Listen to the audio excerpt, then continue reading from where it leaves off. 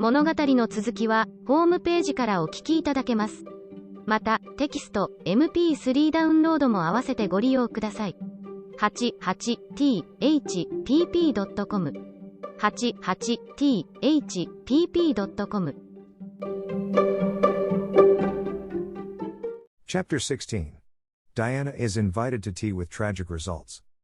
October was a beautiful month at Green Gables, when the birches in the hollow turned as golden as sunshine and the maples behind the orchard were royal crimson and the wild cherry trees along the lane put on the loveliest shades of dark red and bronzy green, while the fields sunned themselves in aftermaths. Anne reveled in the world of color about her. "Oh, Arilla," she exclaimed one Saturday morning, coming dancing in with her arms full of gorgeous boughs, "I'm so glad I live in a world where there are Octobers. It would be terrible if we just skipped from September to November, wouldn't it? Look at these maple branches. Don't they give you a thrill, several thrills? I'm going to decorate my room with them." "Messy things?" said Marilla, whose aesthetic sense was not noticeably developed. "You clutter up your room entirely too much with out-of-door stuff, Anne. Bedrooms were made to sleep in."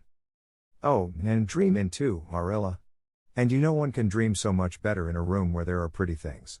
I'm going to put these boughs in the old blue jug and set them on my table. Mind you don't drop leaves all over the stairs then. I'm going on a meeting of the Aid Society at Carmody this afternoon, and I won't likely be home before dark. You'll have to get Matthew and Jerry their supper, so mind you don't forget to put the tea to draw until you sit down at the table as you did last time." "It was dreadful of me to forget," said Anne apologetically, "but that was the afternoon I was trying to think of a name for Violet Vale and it crowded other things out. Matthew was so good. He never scolded a bit. He put the tea down himself and said we could wait a while as well as not. And I told him a lovely fairy story while we were waiting, so he didn't find the time long at all. It was a beautiful fairy story, Marilla. I forgot the end of it, so I made up an end for it myself and Matthew said he couldn't tell where the join came in. Matthew would think it all right, Anne, if you took a notion to get up and have dinner in the middle of the night. But you keep your wits about you this time. And I don't really know if I'm doing right, it may make you more addlepated than ever, but you can ask Diana to come over and spend the afternoon with you and have tea here." "Oh, Rilla." Anne clasped her hands. "How perfectly lovely.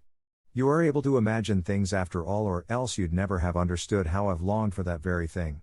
It will seem so nice and grown-uppish. No fear of my forgetting to put the tea to draw when I have company. Oh, Arilla, can I use the rosebud spray tea set?" "No, indeed. The rosebud tea set. Well, what next? You know I never use that except for the minister or the aides. You'll put down the old brown tea set. But you can open the little yellow crock of cherry preserves. It's time it was being used anyhow, I believe it's beginning to work. And you can cut some fruit cake and have some of the cookies and snaps." "I can just imagine myself sitting down at the head of the table and pouring out the tea," said Anne, shutting her eyes ecstatically. "And asking Diana if she takes sugar. I know she doesn't, but of course I'll ask her just as if I didn't know.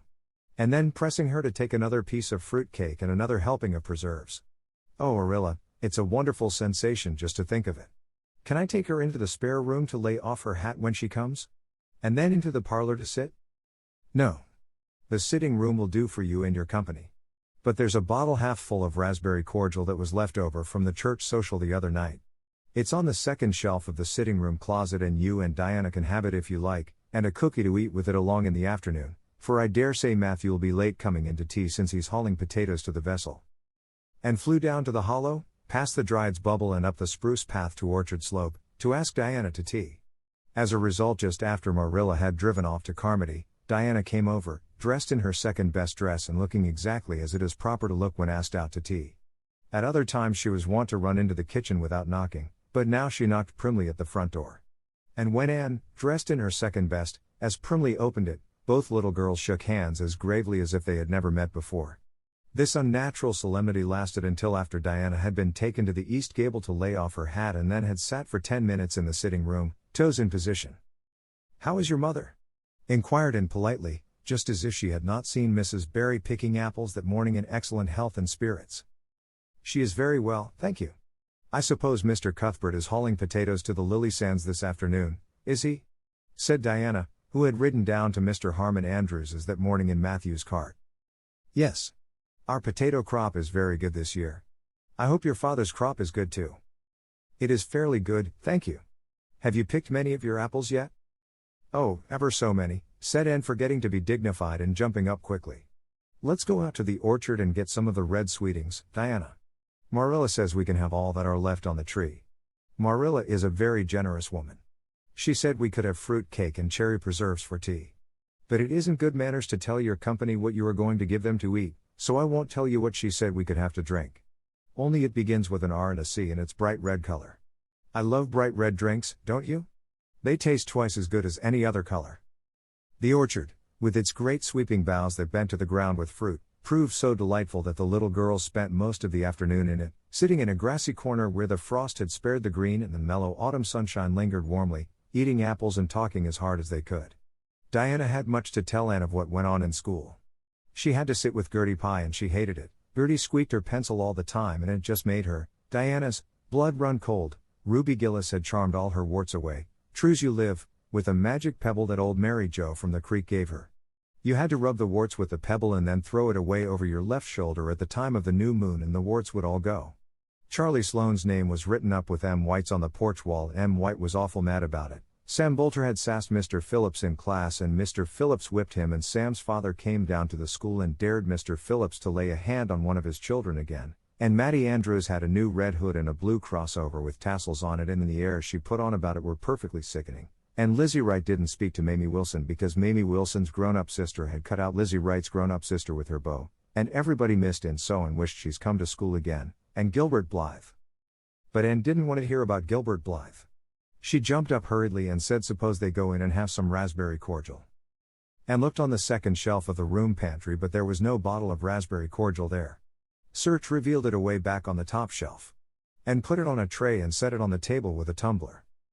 Now, please help yourself, Diana, she said politely. I don't believe I'll have any just now. I don't feel as if I wanted any after all those apples. Diana poured herself out a tumblerful, looked at its bright red hue admiringly, and then sipped it daintily. That's awfully nice raspberry cordial, Anne, she said. I didn't know raspberry cordial was so nice. I'm real glad you like it. Take as much as you want. I'm going to run out and stir the fire up. There are so many responsibilities on a person's mind when they're keeping house, isn't there? When Anne came back from the kitchen, Diana was drinking her second glassful of cordial, and, being entreated thereto by Anne, she offered no particular objection to the drinking of a third. The tumblerfuls were generous ones and the raspberry cordial was certainly very nice. The nicest I ever drank, said Diana. It's ever so much nicer than Mrs. Lynde's, although she brags of hers so much. It doesn't taste a bit like hers. I should think Marilla's raspberry cordial would probably be much nicer than Mrs. Lynde's, said Anne loyally. Marilla is a famous cook. She is trying to teach me to cook, but I assure you, Diana, it is uphill work. There's so little scope for imagination in cookery. You just have to go by rules. The last time I made a cake I forgot to put the flour in. I was thinking the loveliest story about you and me, Diana. I thought you were desperately ill with smallpox and everybody deserted you, but I went boldly to your bedside and nursed you back to life, and then I took the smallpox and died, and I was buried under those poplar trees in the graveyard, and you planted a rose bush by my grave and watered it with your tears, and you never forgot the friend of your youth who sacrificed her life for you. Oh, it was such a pathetic tale, Diana. The tears just rained down over my cheeks while I mixed the cake. But I forgot the flour and the cake was a dismal failure. Flour is so essential to cakes, you know. Marilla was very cross, and I don't wonder. I'm a great trial to her. She was terribly mortified about the pudding sauce last week. We had a plum pudding for dinner on Tuesday and there was half the pudding and a pitcherful of sauce left over. Marilla said there was enough for another dinner and told me to set it on the pantry shelf and cover it. I meant to cover it just as much as could be, Diana, but when I carried it in I was imagining I was a nun. Of course I'm a Protestant, but I imagined I was a Catholic, taking the veil to bury a broken heart in cloistered seclusion, and I forgot all about covering the pudding sauce. I thought of it next morning and ran to the pantry. Diana, fancy if you can my extreme horror at finding a mouse drowned in that pudding sauce. I lifted the mouse out with a spoon and threw it out in the yard, and then I washed the spoon in 3 waters. Marilla was out milking and I fully intended to ask her when she came in if I'd give the sauce to the pigs, but when she did come in I was imagining that I was a frost fairy going through the woods turning the trees red and yellow, whichever they wanted to be, so I never thought about the pudding sauce again, and Marilla sent me out to pick apples. Well, Mr. and Mrs. Chester Ross from Spencervale came here that morning. You know they are very stylish people, especially Mrs. Chester Ross. When Marilla called me and dinner was all ready and everybody was at the table. I tried to be as polite and dignified as I could be, for I wanted Mrs. Chester Ross to think I was a ladylike little girl even if I wasn't pretty. Everything went right until I saw Marilla coming with the plum pudding in one hand and the pitcher of pudding sauce warmed up, in the other. Diana, that was a terrible moment. I remembered everything and I just stood up in my place and shrieked out, Marilla, you mustn't use that pudding sauce. There was a mouse drowned in it. I forgot to tell you before. Oh, Anna, I shall never forget that awful moment if I live to be 100. Mrs. Chester Ross just looked at me and I thought I would sink through the floor with mortification. She is such a perfect housekeeper and fancy what she must have thought of us. Marilla turned red as fire but she never said a word. Then she just carried that sauce and pudding out and brought in some strawberry preserves. She even offered me some, but I couldn't swallow a mouthful. It was like heaping coals of fire on my head. After Mrs. Chester Ross went away, Marilla gave me a dreadful scolding. Why, Diana, what is the matter? Diana had stood up very unsteadily, then she sat down again, putting her hands to her head. I'm awful sick, she said, a little thickly. I must go right home. Oh, you mustn't dream of going home without your tea, cried Anne in distress. I'll get it right off, I'll go and put the tea down this very minute. I must go home, repeated Diana, stupidly but determinedly. Let me get you a lunch anyhow, implored Anne. Let me give you a bit of fruit cake and some of the cherry preserves. Lie down on the sofa for a little while and you'll be better. Where do you feel bad? I must go home, said Diana, and that was all she would say. In vain Anne pleaded. I never heard of company going home without tea, she mourned. Oh, Anna, do you suppose that it's possible you're really taking the smallpox? If you are, I'll go and nurse you, you can depend on that. I'll never forsake you. But I do wish you'd stay till after tea. Where do you feel bad? I'm awful dizzy, said Diana. And indeed, she walked very dizzily. Anne, with tears of disappointment in her eyes, got Diana's hat and went with her as far as the Barry yard fence. Then she wept all the way back to Green Gables, where she sorrowfully put the remainder of the raspberry cordial back into the pantry and got tea ready for Matthew and Jerry, with all the zest gone out of the performance. The next day was Sunday, and as the rain poured down in torrents from dawn till dusk and did not stir abroad from Green Gables, Monday afternoon Marilla sent her down to Mrs. Lynde's on an errand. In a very short space of time Anne came flying back up the lane with tears rolling down her cheeks. Into the kitchen she dashed and flung herself face downward on the sofa in an agony. Whatever has gone wrong now, Anne? Queried Marilla in doubt and dismay. I do hope you haven't gone and been saucy to Mrs. Lynde again. No answer from Anne save more tears and stormier sobs. And Shirley, when I ask you a question I want to be answered. Sit right up this very minute and tell me what you are crying about. Anne sat up, tragedy personified. Mrs. Lynde was up to see Mrs. Barry today and Mrs. Barry was in an awful state, she wailed. She says that I set Diana drunk Saturday and sent her home in a disgraceful condition. And she says I must be a thoroughly bad, wicked little girl and she's never going to let Diana play with me again. Oh, Marilla, I'm just overcome with woe. Marilla stared in blank amazement. Set Diana drunk, she said when she found her voice. And are you or Mrs. Barry crazy? What on earth did you give her? Not a thing but raspberry cordial, sobbed Anne.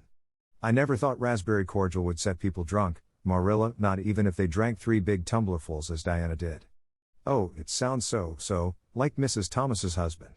But I didn't mean to set her drunk. Drunk fiddlesticks, said Marilla, marching to the sitting room pantry.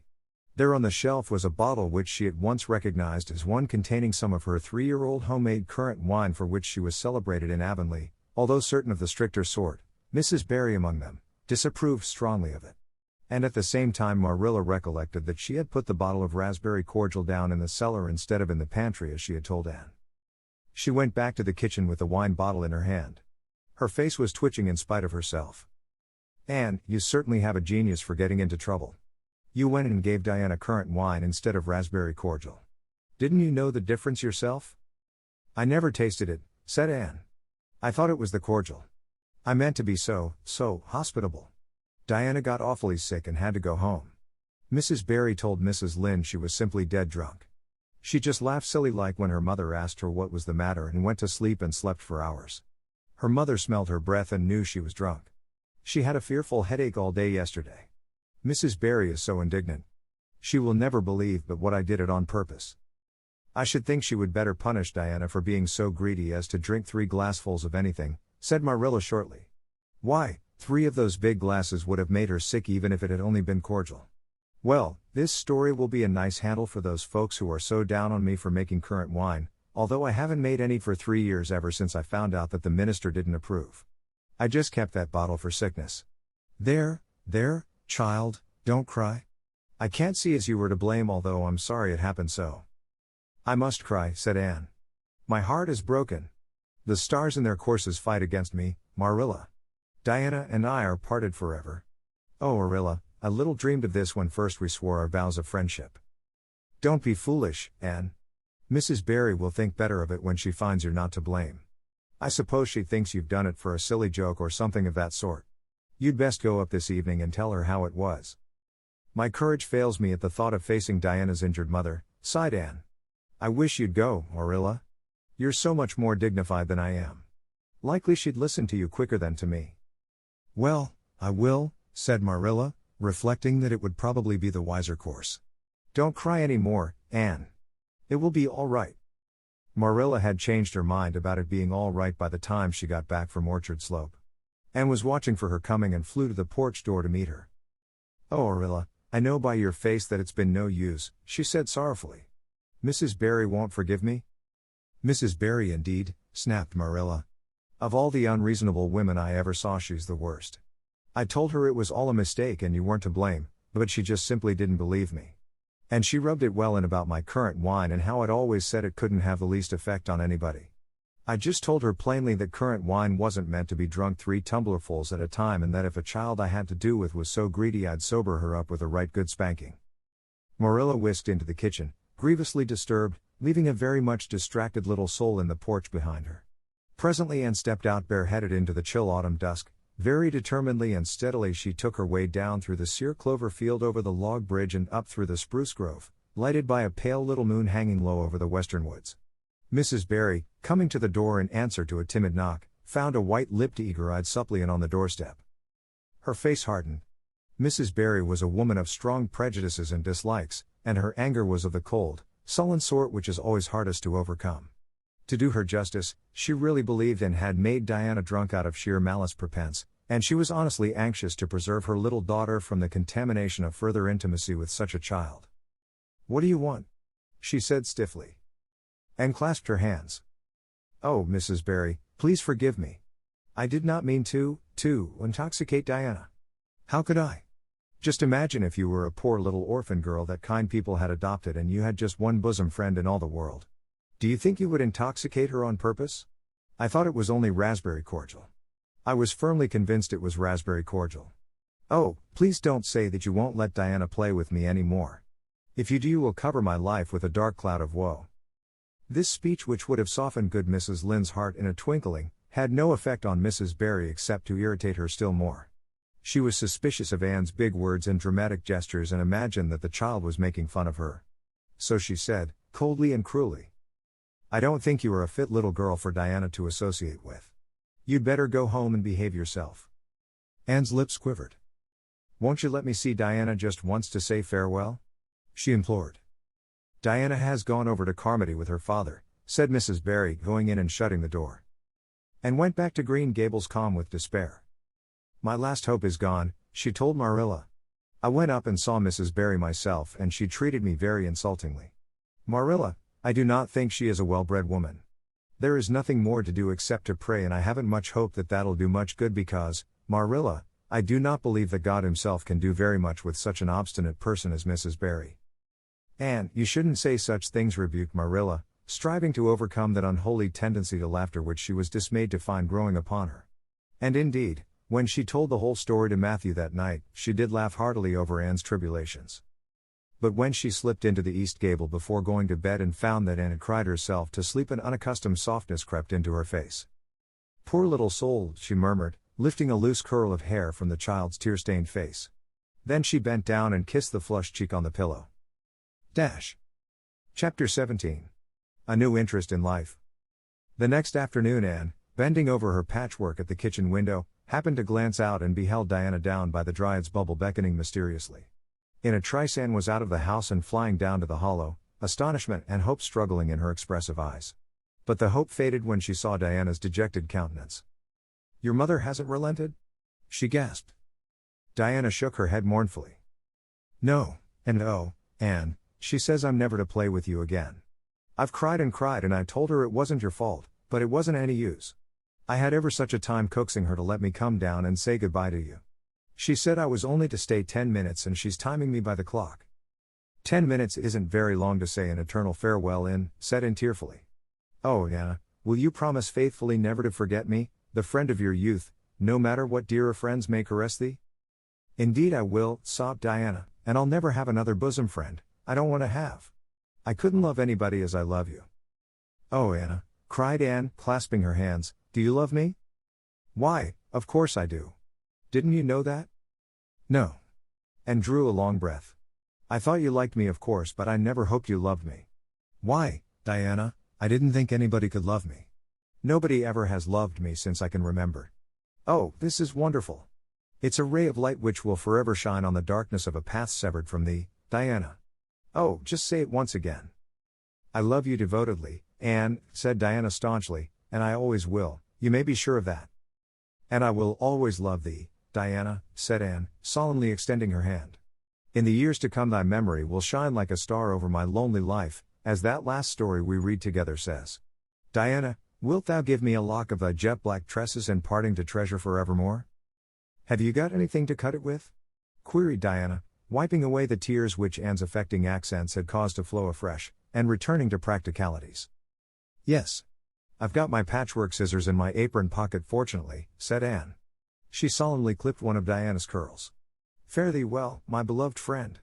Henceforth we must be as strangers though living side by side. But my heart will ever be faithful to thee. Anne stood and watched Diana out of sight, mournfully waving her hand to the latter whenever she turned to look back. Then she returned to the house, not a little consoled for the time being by this romantic parting. It is all over, she informed Marilla. I shall never have another friend. I'm really worse off than ever before, for I haven't Katie Maurice and Violetta now. And even if I had it wouldn't be the same. Somehow, little dream girls are not satisfying after a real friend. Diana and I had such an affecting farewell down by the spring. It will be sacred in my memory forever. I used the most pathetic language I could think of and said thou and thee. Thou and thee seem so much more romantic than you. Diana gave me a lock of her hair and I'm going to sew it up in a little bag and wear it around my neck all my life. Please see that it is buried with me, for I don't believe I'll live very long.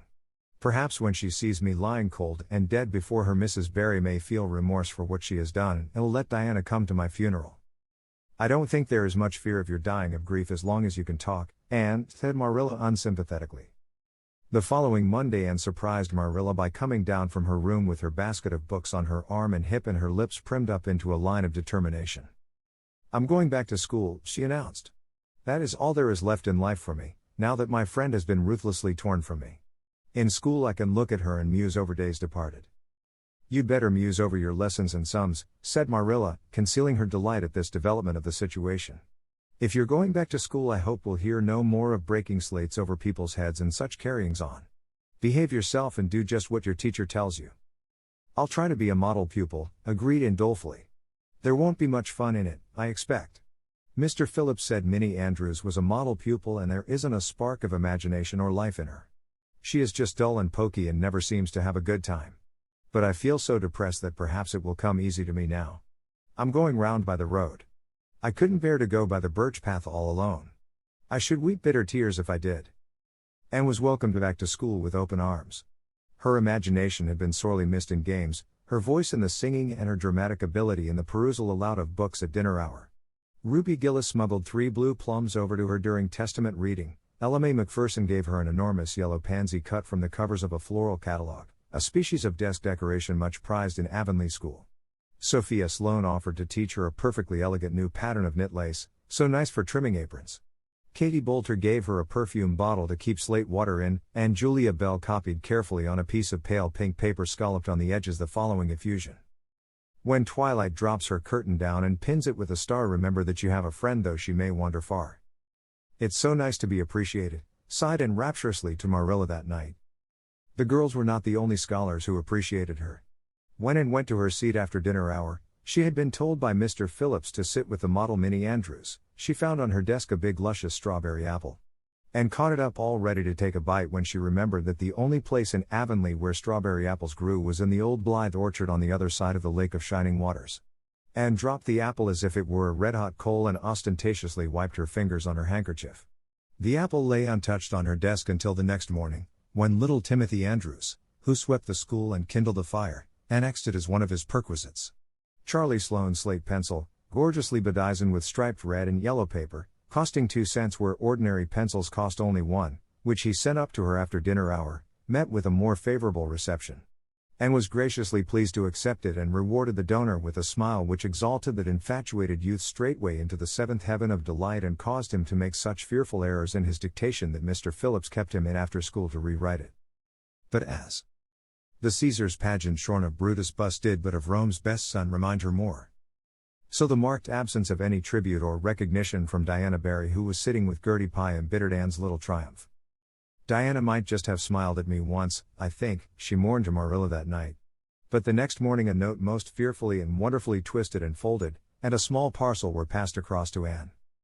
Dear Anne, ran the former. Mother says I'm not to play with you or talk to you even in school. It isn't my fault and don't be cross at me, because I love you as much as ever. I miss you awfully to tell all my secrets to, and I don't like Gertie Pye one bit. I made you one of the new bookmarkers out of red tissue paper. They are awfully fashionable now and only 3 girls in school know how to make them. When you look at it, remember your true friend, Diana Barry. And read the note, kissed the bookmark, and dispatched a prompt reply back to the other side of the school. My own darling Diana. Of course I am not cross at you because you have to obey your mother. Our spirits can commune. I shall keep your lovely present forever. Minnie Andrews is a very nice little girl, although she has no imagination, but after having been Diana's bosom friend I cannot be Minnie's. Please excuse mistakes because my spelling isn't very good yet, although much improved. Yours until death us do part. Anne or Cordelia Shirley. P.S. I shall sleep with your letter under my pillow tonight. A. Or C.S. Marilla pessimistically expected more trouble since Anne had again begun to go to school. But none developed. Perhaps Anne caught something of the model spirit from Minnie Andrews, at least she got on very well with Mr. Phillips thenceforth. She flung herself into her studies heart and soul, determined not to be outdone in any class by Gilbert Blythe. The rivalry between them was soon apparent. It was entirely good-natured on Gilbert's side, but it is much to be feared that the same thing cannot be said of Anne, who had certainly an unpraiseworthy tenacity for holding grudges. She was as intense in her hatreds as in her loves. She would not stoop to admit that she meant to rival Gilbert in schoolwork, because that would have been to acknowledge his existence, which Anne persistently ignored, but the rivalry was there and honors fluctuated between them. Now Gilbert was head of the spelling class, now Anne, with a toss of her long red braids, spelled him down. One morning Gilbert had all his sums done correctly and had his name written on the blackboard on the roll of honor. The next morning Anne, having wrestled wildly with decimals the entire evening before, would be first. One awful day they were ties and their names were written up together. It was almost as bad as a take notice, and Anne's mortification was as evident as Gilbert's satisfaction. When the written examinations at the end of each month were held, the suspense was terrible. The first month Gilbert came out 3 marks ahead. The second Anne beat him by 5. But her triumph was marred by the fact that Gilbert congratulated her heartily before the whole school. It would have been ever so much sweeter to her if he had felt the sting of his defeat. Mr. Phillips might not be a very good teacher, but a pupil so inflexibly determined on learning as Anne was could hardly escape making progress under any kind of teacher.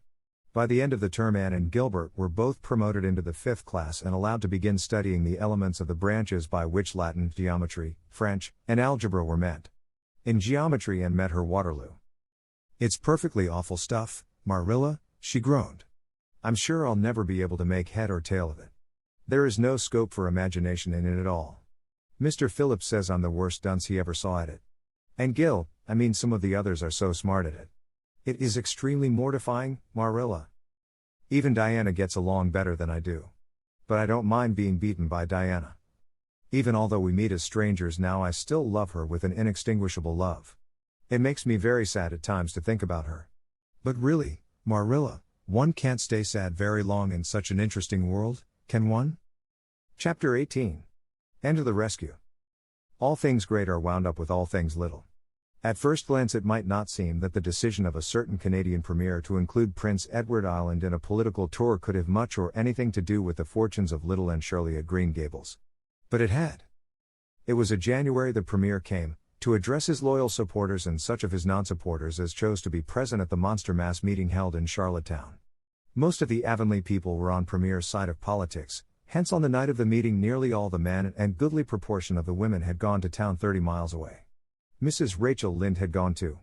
Mrs. Rachel Lynde was a red-hot politician and couldn't have believed that the political rally could be carried through without her, although she was on the opposite side of politics. So she went to town and took her husband, Thomas would be useful in looking after the horse, and Marilla Cuthbert with her. Marilla had a sneaking interest in politics herself, and as she thought it might be her only chance to see a real live premiere, she promptly took it, leaving Anne and Matthew to keep house until her return the following day.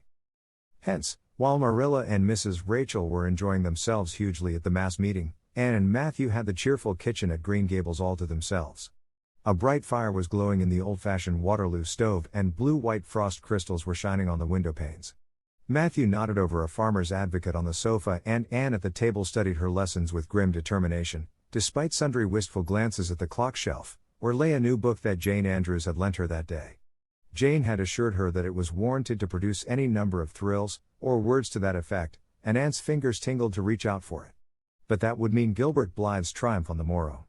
And turned her back on the clock shelf and tried to imagine it wasn't there. Matthew, did you ever study geometry when you went to school? Well now, no, I didn't, said Matthew, coming out of his doze with a start. I wish you had, sighed Anne, because then you'd be able to sympathize with me. You can't sympathize properly if you've never studied it. It is casting a cloud over my whole life. I'm such a dunce at it, Matthew. Well now, I dunno, said Matthew soothingly. I guess you're all right at anything. Mr. Phillips told me last week in Blair's store at Carmody that you was the smartest scholar in school and was making rapid progress. Rapid progress was his very words. There's them as runs down Teddy Phillips and says he ain't much of a teacher, but I guess he's all right. Matthew would have thought anyone who praised Anne was all right. I'm sure I'd get on better with geometry if only he wouldn't change the letters, complained Anne. I learn the proposition off by heart and then he draws it on the blackboard and puts different letters from what are in the book and I get all mixed up. I don't think a teacher should take such a mean advantage, do you? We're studying agriculture now and I've found out at last what makes the roads red. It's a great comfort. I wonder how Marilla and Mrs. Lynde are enjoying themselves. Mrs. Lynde says Canada is going to the dogs the way things are being run in Ottawa and that it's an awful warning to the electors. She says if women were allowed to vote we would soon see a blessed change. What way do you vote, Matthew? Conservative, said Matthew promptly. To vote Conservative was part of Matthew's religion. Then I'm conservative too, said Anne decidedly. I'm glad because some of the boys in school are grits. I guess Mr. Phillips is a grit too because Prissy Andrews' father is one, and Ruby Gillis says that when a man is courting he always has to agree with the girl's mother in religion and her father in politics. Is that true, Matthew? Well now, I dunno, said Matthew. Did you ever go courting, Matthew? Well now, no, I dunno's I ever did, said Matthew, who had certainly never thought of such a thing in his whole existence. And reflected with her chin in her hands. It must be rather interesting, don't you think, Matthew? Ruby Gillis says when she grows up she's going to have ever so many bows on the string and have them all crazy about her, but I think that would be too exciting. I'd rather have just one in his right mind. But Ruby Gillis knows a great deal about such matters because she has so many big sisters, and Mrs. Lynde says the Gillis girls have gone off like hotcakes. Mr. Phillips goes up to see Prissy Andrews nearly every evening. He says it is to help her with her lessons but Miranda Sloane is studying for Queen's too, and I should think she needed help a lot more than Prissy because she's ever so much stupider. But he never goes to help her in the evenings at all. There are a great many things in this world that I can't understand very well, Matthew. Well now, I dunno as I comprehend them all myself, acknowledged Matthew. Well, I suppose I must finish up my lessons. I won't allow myself to open that new book Jane lent me until I'm through. But it's a terrible temptation, Matthew. Even when I turn my back on it I can see it there just as plain. Jane said she cried herself sick over it. I love a book that makes me cry. But I think I'll carry that book into the sitting room and lock it in the jam closet and give you the key. And you must not give it to me, Matthew, until my lessons are done, not even if I implore you on my bended knees. It's all very well to say resist temptation, but it's ever so much easier to resist it if you can't get the key. And then shall I run down the cellar and get some russets, Matthew? Wouldn't you like some russets? Well now, I dunno but what I would, said Matthew, who never ate russets but knew Anne's weakness for them. Just as Anne emerged triumphantly from the cellar with her plateful of russets came the sound of flying footsteps on the icy boardwalk outside. In the next moment the kitchen door was flung open and in rushed Diana Barry, white-faced and breathless, with a shawl wrapped hastily around her head. Anne promptly let go of her candle and plate in her surprise, and plate, candle, and apples crashed together down the cellar ladder and were found at the bottom embedded in melted grease, the next day, by Marilla, who gathered them up and thanked mercy the house hadn't been set on fire. "Whatever is the matter, Diana?" cried Anne. "Has your mother relented at last?" "Oh, Anne, do come quick," implored Diana nervously. "Minnie May is awful sick, she's got croup. Young Mary Jo says, and father and mother are away to town and there's nobody to go for the doctor. Minnie May is awful bad and young Mary Jo doesn't know what to do, and oh, Anne, I'm so scared." Matthew, without a word, reached out for cap and coat, slipped past Diana and away into the darkness of the yard. "He's gone to harness the sorrel mare to go to Carmody for the doctor," said Anne, who was hurrying on hood and jacket. "I know it as well as if he'd said so. Matthew and I are such kindred spirits I can read his thoughts without words at all." "I don't believe he'll find the doctor at Carmody," sobbed Diana. "I know that Dr. Blair went to town and I guess Dr. Spencer would go too. Young Mary Jo never saw anybody with croup and Mrs. Lynde is away." "Oh, don't cry, Dee," said Anne cheerily. "I know exactly what to do for croup. You forget that Mrs. Hammond had twins 3 times. When you look after 3 pairs of twins you naturally get a lot of experience. They all had croup regularly. Just wait till I get the ipecac bottle, you mayn't have any at your house. Come on now." The 2 little girls hastened out hand in hand and hurried through Lover's Lane and across the crusted field beyond, for the snow was too deep to go by the shorter wood way. Anne, although sincerely sorry for Minnie May, was far from being insensible to the romance of the situation and to the sweetness of once more sharing that romance with a kindred spirit. The night was clear and frosty, all ebony of shadow and silver of snowy slope. Big stars were shining over the silent fields. Here and there the dark pointed firs stood up with snow powdering their branches and the wind whistling through them. Anne thought it was truly delightful to go skimming through all this mystery, a loveliness with your bosom friend who had been so long estranged. Minnie May, aged 3, was really very sick. She lay on the kitchen sofa feverish and restless, while her hoarse breathing could be heard all over the house. Young Mary Jo, a buxom, broad-faced French girl from the creek, whom Mrs. Barry had engaged to stay with the children during her absence, was helpless and bewildered, quite incapable of thinking what to do, or doing it if she thought of it. And went to work with skill and promptness. "Minnie May has croup all right, she's pretty bad, but I've seen them worse. First we must have lots of hot water. I declare, Diana, there isn't more than a cupful in the kettle. There, I've filled it up, and, Mary Jo, you may put some wood in the stove. I don't want to hurt your feelings but it seems to me you might have thought of this before if you'd any imagination. Now, I'll undress Minnie May and put her to bed and you try to find some soft flannel cloths, Diana. I'm going to give her a dose of ipecac first of all." Minnie May did not take kindly to the ipecac but Anne had not brought up 3 pairs of twins for nothing. Down that ipecac went, not only once, but many times during the long, anxious night when the 2 little girls worked patiently over the suffering Minnie May, and young Mary Jo, honestly anxious to do all she could, kept up a roaring fire and heated more water than would have been needed for a hospital of croupy babies. It was 3 o'clock when Matthew came with a doctor, for he had been obliged to go all the way to Spencervale for one. But the pressing need for assistance was past. Minnie May was much better and was sleeping soundly. "I was awfully near giving up in despair," explained Anne. "She got worse and worse until she was sicker than ever the Hammond twins were, even the last pair. I actually thought she was going to choke to death. I gave her every drop of ipecac in that bottle and when the last dose went down I said to myself, not to Diana or young Mary Jo, because I didn't want to worry them any more than they were worried, but I had to say it to myself just to relieve my feelings, this is the last lingering hope and I fear, 'tis a vain one. But in about 3 minutes she coughed up the phlegm and began to get better right away. You must just imagine my relief, doctor, because I can't express it in words. You know there are some things that cannot be expressed in words." "Yes, I know," nodded the doctor. He looked at Anne as if he were thinking some things about her that couldn't be expressed in words. Later on, however, he expressed them to Mr. and Mrs. Barry. "That little red-headed girl they have over at Cuthbert's is as smart as they make 'em. I tell you she saved that baby's life, for it would have been too late by the time I got there. She seems to have a skill and presence of mind perfectly wonderful in a child of her age. I never saw anything like the eyes of her when she was explaining the case to me." Anne had gone home in the wonderful, white frosted winter morning, heavy-eyed from loss of sleep, but still talking unweariedly to Matthew as they crossed the long white field and walked under the glittering fairy arch of the Lovers' Lane maples. "Oh, Matthew, isn't it a wonderful morning? The world looks like something God had just imagined for his own pleasure, doesn't it? Those trees look as if I could blow them away with a breath, poof. I'm so glad I live in a world where there are white frosts, aren't you? And I'm so glad Mrs. Hammond had 3 pairs of twins after all. If she hadn't, I mightn't have known what to do for Minnie May. I'm real sorry I was ever cross with Mrs. Hammond for having twins. But, oh, Matthew, I'm so sleepy. I can't go to school. I just know I couldn't keep my eyes open and I'd be so stupid. But I hate to stay home, for Gil, some of the others will get head of the class, and it's so hard to get up again, although of course the harder it is the more satisfaction you have when you do get up, haven't you?"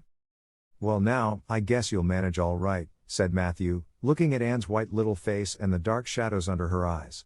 "You just go right to bed and have a good sleep. I'll do all the chores." And accordingly went to bed and slept so long and soundly that it was well on in the white and rosy winter afternoon when she awoke and descended to the kitchen where Marilla, who had arrived home in the meantime, was sitting knitting. "Oh, did you see the premier?" exclaimed Anne at once. "What did he look like, Marilla?" "Well, he never got to be premier on account of his looks," said Marilla. "Such a nose as that man had. But he can speak. I was proud of being a conservative. Rachel Lynde, of course, being a liberal, had no use for him. Your dinner is in the oven, Anne, and you can get yourself some blue plum preserve out of the pantry. I guess you're hungry. Matthew has been telling me about last night. I must say it was fortunate you knew what to do. I wouldn't have had any idea myself, for I never saw a case of croup. There now, never mind talking till you've had your dinner. I can tell by the look of you that you're just full up with speeches, but they'll keep." Marilla had something to tell Anne, but she did not tell it just then, for she knew if she did Anne's consequent excitement would lift her clear out of the region of such material matters as appetite or dinner. Not until Anne had finished her saucer of blue plums did Marilla say, "Mrs. Barry was here this afternoon, Anne. She wanted to see you, but I wouldn't wake you up. She says you saved Minnie May's life, and she is very sorry she acted as she did in that affair of the currant wine. She says she knows now you didn't mean to set Diana drunk, and she hopes you'll forgive her and be good friends with Diana again. You're to go over this evening if you like, for Diana can't stir outside the door on account of a bad cold she caught last night. Now, and Shirley, for pity's sake don't fly up into the air." The warning seemed not unnecessary, so uplifted and aerial was Anne's expression and attitude as she sprang to her feet, her face irradiated with the flame of her spirit. "Oh, Marilla, can I go right now, without washing my dishes? I'll wash them when I come back, but I cannot tie myself down to anything so unromantic as dishwashing at this thrilling moment." Yes, run along," said Marilla indulgently. "And Shirley, are you crazy? Come back this instant and put something on you. I might as well call to the wind. She's gone without a cap or wrap. Look at her tearing through the orchard with her hair streaming. It'll be a mercy if she doesn't catch her death of cold." And came dancing home in the purple winter twilight across the snowy places. Afar in the southwest was the great shimmering, pearl-like sparkle of an evening star in a sky that was pale golden and ethereal rose over gleaming white spaces and dark glens of spruce. The tinkles of sleigh bells among the snowy hills came like elfin chimes through the frosty air, but their music was not sweeter than the song in Anne's heart and on her lips. "You see before you a perfectly happy person, Marilla," she announced. "I'm perfectly happy, yes, in spite of my red hair. Just at present I have a soul above red hair. Mrs. Barry kissed me and cried and said she was so sorry and she could never repay me. I felt fearfully embarrassed, Marilla, but I just said as politely as I could, 'I have no hard feelings for you, Mrs. Barry. I assure you once for all that I did not mean to intoxicate Diana, and henceforth I shall cover the past with the mantle of oblivion.' That was a pretty dignified way of speaking, wasn't it, Marilla?" I felt that I was heaping coals of fire on Mrs. Barry's head. And Diana and I had a lovely afternoon. Diana showed me a new fancy crochet stitch her aunt over at Carmody taught her. Not a soul in Avonlea knows it but us, and we pledged a solemn vow never to reveal it to anyone else. Diana gave me a beautiful card with a wreath of roses on it and a verse of poetry. "If you love me as I love you, nothing but death can part us two." And that is true, Marilla. We're going to ask Mr. Phillips to let us sit together in school again, and Gertie Pye can go with Minnie Andrews. We had an elegant tea. Mrs. Barry had the very best china set out, Marilla, just as if I was real company. I can't tell you what a thrill it gave me. Nobody ever used their very best china on my account before. And we had fruit cake and pound cake and donuts and 2 kinds of preserves, Marilla. And Mrs. Barry asked me if I took tea and said, Pa, why don't you pass the biscuits to Anne? It must be lovely to be grown up, Marilla, when just being treated as if you were is so nice. I don't know about that, said Marilla, with a brief sigh. Well, anyway, when I am grown up, said Anne decidedly, I'm always going to talk to little girls as if they were too, and I'll never laugh when they use big words. I know from sorrowful experience how that hurts one's feelings. After tea, Diana and I made taffy. The taffy wasn't very good, I suppose because neither Diana nor I had ever made any before. Diana left me to stir it while she buttered the plates and I forgot and let it burn, and then when we set it out on the platform to cool, the cat walked over one plate and that had to be thrown away. But the making of it was splendid fun. Then when I came home, Mrs. Barry asked me to come over as often as I could, and Diana stood at the window and threw kisses to me all the way down to Lover's Lane. I assure you, Marilla, that I feel like praying tonight, and I'm going to think out a special brand new prayer in honor of the occasion. 物語の続きはホームページからお聞きいただけます。また、テキスト、MP3 ダウンロードも合わせてご利用ください。88thpp.com 88thpp.com